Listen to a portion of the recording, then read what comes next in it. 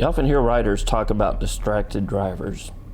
It's a problem that riders deal with on a regular basis.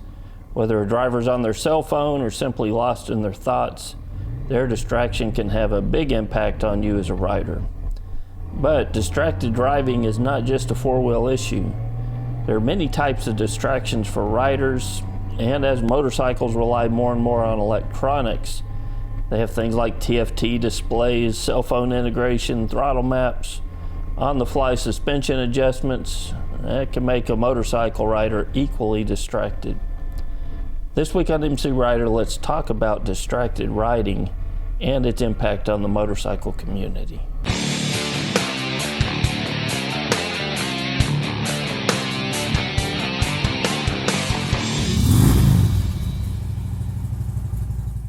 Here's a short clip of a really popular motorcycle vlogger on YouTube. His name's Auditory. Auditory was changing the song on his Bluetooth connected cell phone, and it led to a crash and ultimately a broken collarbone as a result. It only takes a second looking away from the road to get yourself in a tight spot on a motorcycle. I think Auditory would agree. Live with the song until you can get pulled over. Changing a song on Pandora is not worth the potential cost of a crash. And you'll see in a lot of my videos that I use a cell phone mount on a regular basis when I'm not on the Goldwing, and I get a fair amount of negative feedback from that as a result.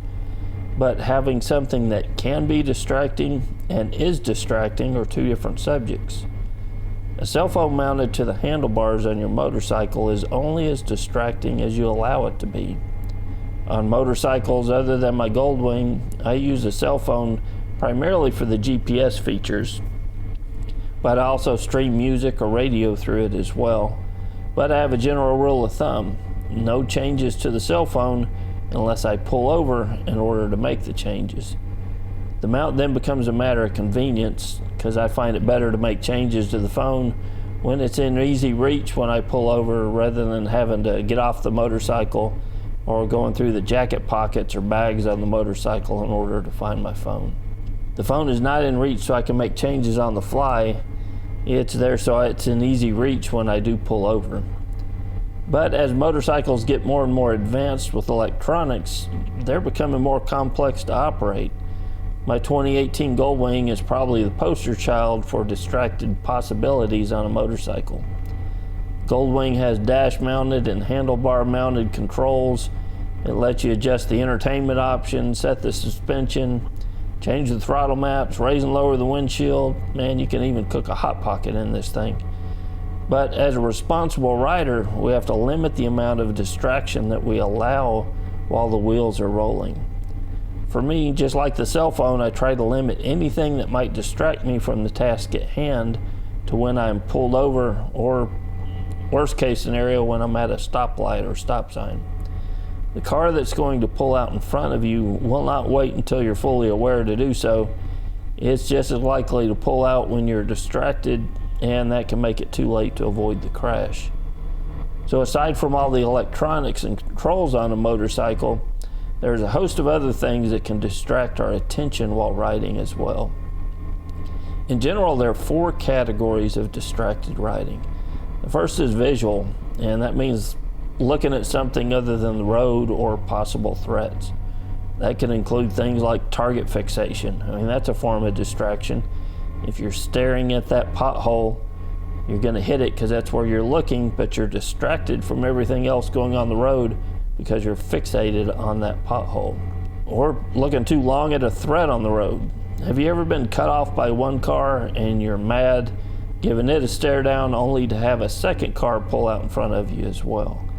So it's important for us as riders to keep our eyes moving and not to look at one thing for too long. The second type of distraction is auditory. So hearing something that takes your mind off of riding. Now, this is an interesting one for me because a lot of riders say that they're distracted by music, but for me it has the opposite effect depending on the type of music it is. If I have some good classic rock from the 70s or 80s, I'm good to go, and it helps me focus on the road. But there are other types of music that don't work as well for me because I start to focus on the lyrics and not on the ride, so I have to avoid that type of music while riding. But you need to be the judge for this yourself. If music distracts you or causes you to ride in a more aggressive manner than you would otherwise, it's probably better to leave the music off while you're on the motorcycle. The next type of distraction is manual, so manipulating something other than the primary controls. The primary controls of the motorcycle that you need to be able to operate without looking down at are on your right hand, the throttle, front brake, the emergency cutoff switch, and the start button. Your right foot, the rear brake, your left hand, the clutch, the blinkers, the high beams, and the horn. Your left foot, the shift lever, and obviously both hands, the handlebars. And all new riders need to be able to get acquainted with these controls and to be able to use them without looking down to do so. When a new rider first gets on a motorcycle, they're trying to learn where all these controls are, and immediately their glance or their gaze goes down to look at those controls. But you need to spend some practice time in the garage, just manipulating the controls and figuring out how they work without having to look down at them. So aside from the primary controls, depending on the motorcycle, there can be a host of other things that can distract you on the road if you allow it. My Gold Wing is a good example of that. But my advice is, if you can't manipulate the control without losing visual or mental focus, it needs to wait until you're stopped or until you can pull over to do so. Even at a stop sign, it's not a time to let your guard down. You still need to be in a position where you can get out of the way if that car behind you doesn't stop. The next type of distraction is cognitive, and that's simply thinking about something other than riding.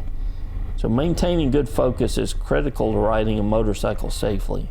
It's not the time to daydream, to plan your retirement, or to think about your next motorcycle. You have to ride in the moment.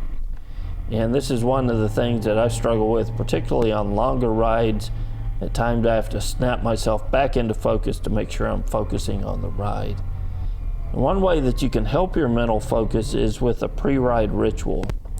Now, a pre-ride ritual is just simply something that you do that snaps your attention to the task at hand. For me, some reason, buckling the chin strap on the helmet, snapping down the visor, and putting on my gloves help me to mentally focus on the fact that I'm getting ready to ride. I'm not sure why this routine helps me stay grounded for riding, but it does.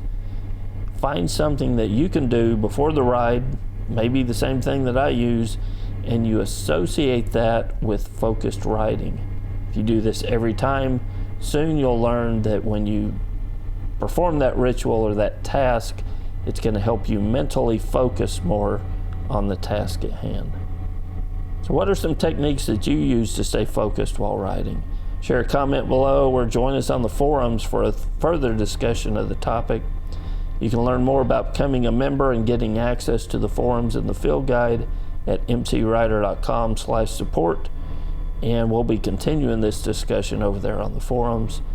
Till next week, guys, it's Ken with MCrider, and I'll see you on the road. There are multiple ways to support the channel. You can become a member on YouTube at MCrider.com/member or support the channel through Patreon at MCrider.com/support. Either way, you'll get full access to the forum and the field guides, which will further the training that we release here on a weekly basis.